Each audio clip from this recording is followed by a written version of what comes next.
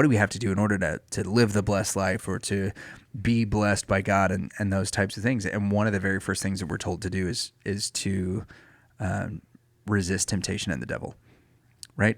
So being able to identify that. So the very first thing is deception. And it talks about here that each person is tempted when we are drawn away and enticed by our own evil desire. So there's the deception piece of it, that is, whatever we're looking at, we start to question whether or not that is better for us. And the deception, if we were to look at like original sin, go back to Genesis 3, right? It starts with the enemy, or starts with the serpent asking the question, did God really say? Did he really say that? Yeah. Yeah. So, but the question that he asks is completely different than what God actually says.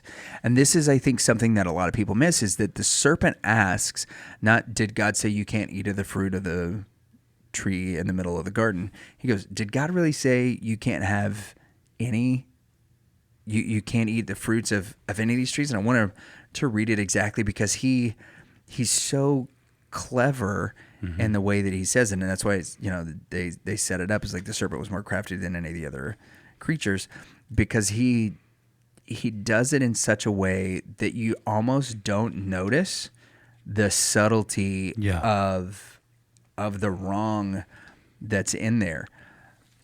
Did God really say you can't eat from any tree in the garden?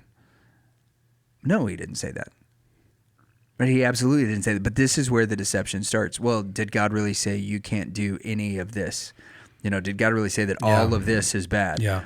And then, no. So you have this deception that starts here with a misrepresentation of what God actually says.